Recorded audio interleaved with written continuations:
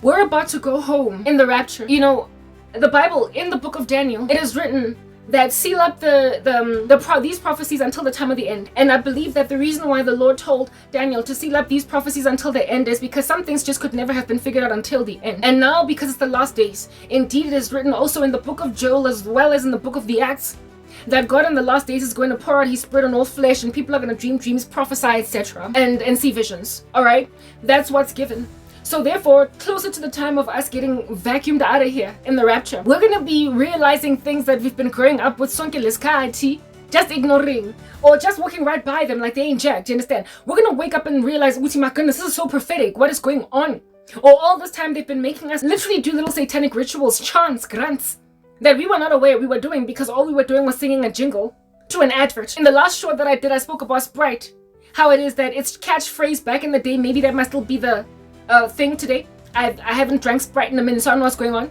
It was trust your instincts, obey your thirst, Sprite. The other day I came to learn that I'm being harassed by a Sprite spirit. Why? Because the Lord just kept saying to me, Sprite, imp, Sprite, imp, in a vision. So I go and I Google Sprite, I Google an imp. First I get just the Sprite drink when I just Google Sprite, but then I decided to Google Sprite right next to demon, imp, and I discovered that a Sprite is a sort of a demon. And then it just dawned on me that, my goodness, all the time, when back in the day we were jingling, dancing to that advert, yeah, Sprite, trust your instincts, obey your thirst, Sprite. We were doing a little ritual celebrating an imp entity that the devil decided to use an innocuous beverage, a drink, a fizzy drink, to make us basically do incantations as we walk around.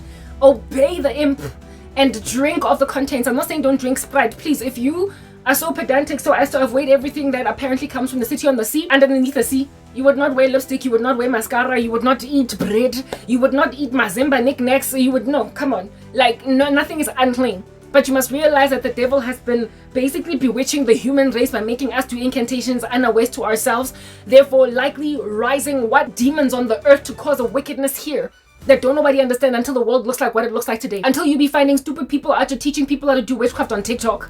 Until you. Yeah, the same thing I discovered with Red Bull. Red Bull gives you wings. They are presently sacrificing red heifers, Red Bulls, in Israel right now. The blemished ones as a mock sacrifice oncoming.